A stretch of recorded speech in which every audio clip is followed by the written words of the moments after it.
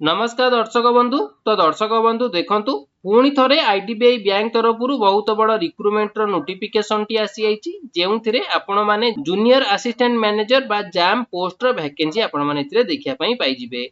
तो इथिरे total vacancy देखिया पई गले 676 टी पोस्ट पई इथिरे आपण मानकर नोटिफिकेशन टी आसी अछि।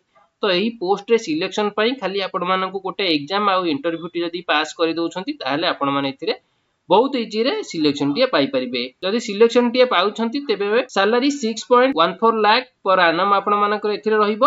तो दर्शक बंधु एबे चलंतु देखि नबा एहार ऑफिशियल नोटिफिकेशन सहित बयस सीमा केते रहिछि, एलिजिबिलिटी क्राइटेरिया गुडी कोन कोन, एग्जाम पैटर्न कोन रहिछि, आ जदि सिलेक्शन टी पाउछंती तेबे पोस्टिंग टी केउंट रहिबो। तो एही सब विषय रे हमें डिटेल्स रे एही वीडियो माध्यम रे आलोचना करिनबा। ता पूर्वरु जदि आपण मानक जिल्ला रे आसुथिबा एही भली समस्त सरकारी और बेसरकारी जॉब रो प्रथमे अपडेट पाइबा पई चाहुचंती तेबे चैनल को सब्सक्राइब करिबा सहित बेल आइकन को ऑन करिनियंतु। तो दर्शक बंधु चलंतु एबे देखि नबा एही वैकेंसी रो ओवरव्यू टी कोन रहिछि। तो कंडक्टिंग बॉडी कोन रहिछि ना industrial development bank of India बा आईडीबीआई बैंक ऑफ इंडिया तरफरु आपण मानकर एही नोटिफिकेशन टी रहिछि। तो एथिरे पोस्ट नेम टी कोन रहिछि ना जूनियर असिस्टेंट मैनेजर बा जैम पोस्ट पई एथिरे आपण मानकर वैकेंसी टी रहिछि। तो टोटल वैकेंसी देखि नियंतु एथिरे केतेटी रहिछि ना 676 टी टोटल वैकेंसी एथिरे रहिछि। तो नोटिफिकेशन क्यों डेट रे आपण मानकर रिलीज करा जाइछि तो 7 मई 2025 रे आपण मानकर एही नोटिफिकेशन टी रिलीज करा जाइछि। तो एथिरे आपण मानकर एप्लीकेशन मोड कोन रहिला तो क्यों माध्यम रे आपण मानक एथिरे एप्लीकेशन टी आवेदन करिया पई पड़िबो। तो ऑनलाइन माध्यम रे आपण मानक एथिरे आवेदन करिया पई पड़िबो। आ एग्जाम मोड टी आपण मानकर रहिछि कोन सेम ऑनलाइन माध्यम रे ही आपण मानकर एथिरे एग्जाम टी रहिछि।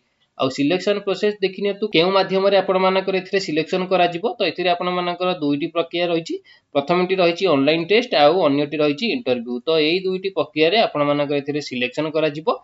आ एलिजिबिलिटी क्राइटेरिया देखिनियतु तो एज लिमिट आपण मानकर 20 रु 25 वर्ष मध्य रे रहिछि। ता सहित आपण मानक एथिरे अपर एज रिलैक्सेशन मध्य आपण मानक एथिरे देखिया पई मिलि जिवो। तो सैलरी देखिनियतु केते रहिछि ना 6.14 lakh to 6.50 lakh per annum अतिरे आपण मानकर सैलरी आपण मानकर एथिरे रहि जिवो। तो एबे नेक्स्ट चलंतु देखि नबा यार डिटेल्स रे। तो नेक्स्ट देखि नियंतु इंपोर्टेंट डेट गुडी को कोन रहिछि। तो प्रथमे देखि नियंतु नोटिफिकेशन रिलीज डेट टी आपण मानकर 7 मई 2025 रे आपण मानकर ए नोटिफिकेशन टी रिलीज करा जाइछि।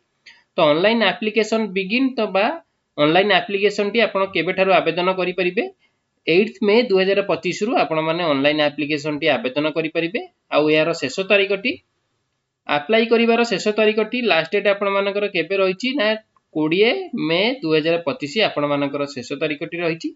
तो एथिरे आपण मानकु आवेदन करिया पई टोटल 12 दिन आपण मानकु एथिरे समय मिल जाउछि। तो लास्ट नेक्स्ट रहिछि exam date for online test. तो आपण मानकर एग्जाम केबे हबो तो तार मध्ये आपण मानकर एथे डेट मेंशन करा जाइछि। तो केबे रहिछि ना 8 जून 2025 रे आपण मानकर ऑनलाइन एग्जामिनेशन टेस्ट आपण मानकर एथिरे रहिछि। तो अबे नेक्स्ट चलंतु देखि नबा कैटेगरी वाइज आपण मानकर वैकेंसी डिटेल्स गुडी को कोन रहिछि। तो प्रथमे देखि नियंतु यूआर बा जनरल ले आपण मानकर वैकेंसी आपण मानकर केते रहिछि ना 271 टी वैकेंसी रहिछि। एससी कैटेगरी पई 140 टी वैकेंसी रहिछि। एसटी कैटेगरी पई 74 बा 74 टी रहिछि। ओबीसी कैटेगरी पई 124 टी रहिछि। आ ईडब्ल्यूएस कैटेगरी पई 67 बा 67 टी वैकेंसी रहिछि। तो टोटल एही भली देखिले आपण मानकर टोटल 676 टी वैकेंसी आपण मानकर टोटल एथिरे देखिया पई मिलि जिवो। तो अबे नेक्स्ट चलंतु देखि नबा एजुकेशनल क्वालिफिकेशन एथिरे कोन रहिछि बा एथिरे आवेदन करिया पई हेले आपण मानकु एजुकेशनल क्वालिफिकेशन कोन थिबा दरकार। तो प्रथमे देखि नियंतु कोन रहिछि ना bachelor degree with minimum 60% for general EWS and OBC candidate. तो जेउ पार्टी एथिरे आवेदन करिवे से बैचलर डिग्री टी पास करथिबे जे कोनोसी डिसिप्लिन ने हेउ। ता सहित जो माने जनरल होइतिबे आ ईडब्ल्यूएस होइतिबे आ ओबीसी कैंडिडेट होइतिबे तो सेमानकु मिनिमम 60% रे जदि आपण माने सेही सब्जेक्ट रे पास करथिबे ताहाले आपण माने एही पोस्ट पई आवेदन करि परिबे। आ जदि आपण माने एससी एसटी आ फिजिकल हैंडीकैप्ड कैटेगरी रो आपण बिलोंग करछंती जदि आपण माने 55% रे जदि आपण माने पास करछंती ताहाले मध्ये आपण माने एही पोस्ट पई आवेदन करि परिबे।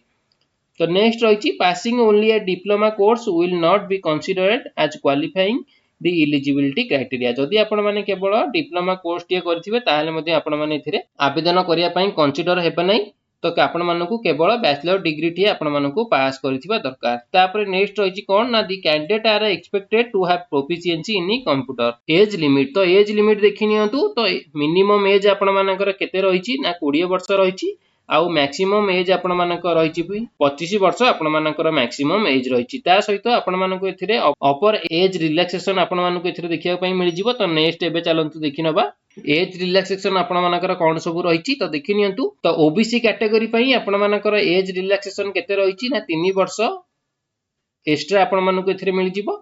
आ जदि एससी एसटी कैटेगरी आपण बिलोंग करछंती ताहाले आपण मानकु 5 वर्ष रो एक्स्ट्रा एज रिलैक्सेशन मिलि जाउछि। आ जदि आपण माने फिजिकल हैंडीकैप्ट रो बिलोंग करछंती ताहाले आपण मानकु एथिरे 10 वर्ष रो एक्स्ट्रा एज रिलैक्सेशन आपण मानकु एथिरे मिलि जिवो। तो नेक्स्ट चलंतु देखिनबा सिलेक्शन प्रोसेस कोन रहिछि ना there is a 3 step selection procedure for IDBI junior assistant manager recruitment 2025। तो जूनियर असिस्टेंट मैनेजर पई आपण मानकु एथिरे तीनोटी स्टेप रो सिलेक्शन प्रोसीजर आपण मानकु देखिया पई मिलि जिवो। तो प्रथमटी कोन रहिछि ना ऑनलाइन कंप्यूटर बेस्ड टेस्ट। तो ऑनलाइन रे आपण मानकु प्रथमे कंप्यूटर बेस रे आपण मानकु टेस्ट दबा पई पड़िबो जेउथरे आपण मानकु टोटल 200 टा क्वेश्चन रहिछि। तो 200 टा क्वेश्चन रे आपण मानकु 200 मार्क मिलि जिवो। तो गोटे क्वेश्चन को आपण मानकु गोटे मार्क आपण मानकु एथे मिलि जाउछि।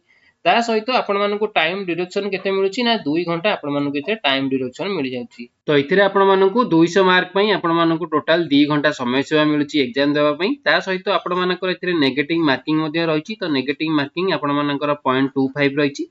जदि आपण माने चारोटी भूल करछंती ताहाले आपण मानकर गोटे मार्क माइनस मार्क आपण मानकर एथिरे रहिछि। तो तापर नेक्स्ट कोन रहिछि ना group discussion and A personal interview. तो इथिरे आपण मानकर किपरि रहिबो ना candidate who will qualify for the online CBT exam and the group discussion will be called for the personal interview. तो जेउ प्रार्थी सीबीटी एग्जाम रे पास करिवे आउ तापर ग्रुप डिस्कशन रे पास करिवे तापर से मानकु पर्सनल इंटरव्यू पई कॉल करा जिवो। तो नेक्स्ट रही आपण मानकर डॉक्यूमेंट वेरिफिकेशन। तो डॉक्यूमेंट वेरिफिकेशन रे आपण मानकर कोन सब डॉक्यूमेंट गुडी रही चलंतु देखि नबा। तो प्रथमे रही प्रूफ ऑफ आइडेंटिटी। तो आइडेंटिटी प्रूफ आपण मानकु देबा पई पड़िबो। प्रूफ ऑफ एज प्रूफ देबा पई पड़िबो। तापर रही एजुकेशनल क्वालिफिकेशन नो मार्कशीट आ सर्टिफिकेट। तो आपण मानकर जो सब क्वालिफिकेशन थिबो तार सब मार्कशीट आ सर्टिफिकेट कास्ट सर्टिफिकेट रही आ शेष रे आपण मानकर रेसिडेंट सर्टिफिकेट रही।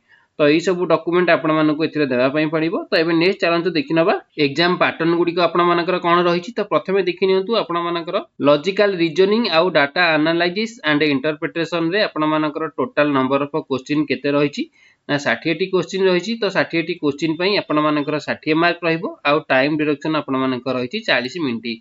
तो 40 मिनिट रे आपण मानकु 60 टी क्वेश्चन रो आंसर देबा पई पड़िबो।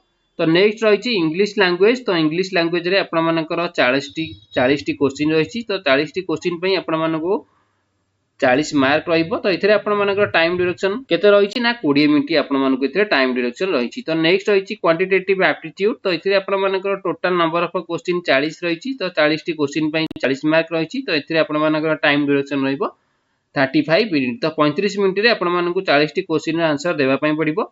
नेक्स्ट रही जनरल इकोनॉमी बैंकिंग अवेयरनेस। तो इथिरे आपण मानकर टोटल नंबर ऑफ क्वेश्चन रही 60 टी आउ 60 टी क्वेश्चन पई आपण मानकु एथिरे 60 मार्क मिलि जिवो आउ टाइम डिडक्शन आपण मानकर रही 25 मिनिट। तो 25 मिनिट रे आपण मानकु 60 टी क्वेश्चन रो आंसर देबा पई पड़िबो। तो एई बरी देखिले आपण मानकर टोटल नंबर ऑफ क्वेश्चन केते रही ना 200 टी रही। तो 200 टी क्वेश्चन पई आपण मानकु 200 मार्क रो आंसर देबा पई पड़िबो आउ टाइम डिडक्शन आपण मानकर रही 120 मिनिट बा 2 घंटा। तो 2 घंटा रे आपण मानकु 200 टी क्वेश्चन रो आंसर देबा पई पड़िबो। तो अबे नेक्स्ट चलंतु देखि नबा सैलरी डिटेल्स। तो सैलरी डिटेल्स देखि नियंतु। तो जेउ प्रार्थी एथिरे आवेदन करिवे तो आवेदन करिया परे जदि आपण माने सिलेक्शन पाउछंती तो प्रथमे एथिरे आपण मानकु प्रोबेशन पीरियड रहइबो जहा कि आपण मानकर 6 मास ट्रेनिंग कोर्स रहिछि जोथिरे आपण मानकु स्टाइपेंड आपण मानकु 5000 टंका मिलि जिवो। तापरे आपण मानकर 2 मास हैला परे आपण मानकु स्टाइपेंड मिलिबो 15000। तापरे आपण मानकर प्रोबेशन पीरियड आपण मानकर कंप्लीट हैला परे आपण मानकर एनुअली आपण मानकर केते सैलरी रहिछि ना 6.14 लाख टू 6.50 लाख आपण मानकर पर एनम मितरे सैलरी रहिछि। तबे नेक्स्ट चलंतु देखिनबा एप्लीकेशन फी एथिरे आवेदन करिया पई हेले आपण मानकु एप्लीकेशन फी कोन रहिछि। तो नेक्स्ट देखि नियंतु आपण मानकर ऑनलाइन पेमेंट फी बा आपण मानकु आवेदन करिया पई केते टंका आपण मानकु देबा पई पड़िबो। तो प्रथमे देखि नियंतु कोन रहिछि ना एससी एसटी आउ फिजिकल हैंडीकैप्ड कैटेगरी मानक पई इथिरे आपण मानकु आवेदन करिया समय रे 250 टंका आपण मानकर एप्लीकेशन फी रहिछि।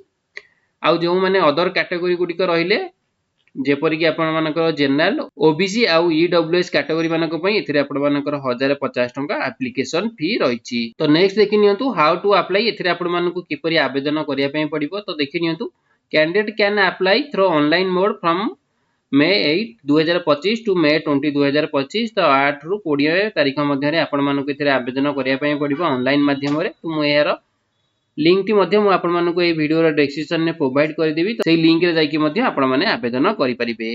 ता सहित यार नोटिफिकेशन लिंक टी मध्य मु आपण मानकु प्रोवाइड कर देबी। तो आपण माने सिटी जाई कि मध्य देखि परिबे। नेक्स्ट रहिछि एप्लिकेशन प्रोसीजर। तो आपण मानकु आवेदन करिया समय रे किपरि आपण माने आवेदन करिवे तो प्रोसीजर इठी सिंपली मेंशन करा जायछि। तो आपण माने चेक करि नेबे। तो दर्शक बंधु एहा थिला आईडीबीआई बैंक वैकेंसी रो फुल इन्फॉर्मेशन टी। जदि आपण मानकु एई वीडियो टी भल लागुथिबो ताहाले एई वीडियो को गोटे लाइक करी अन्य मानकु शेयर करि नेबे।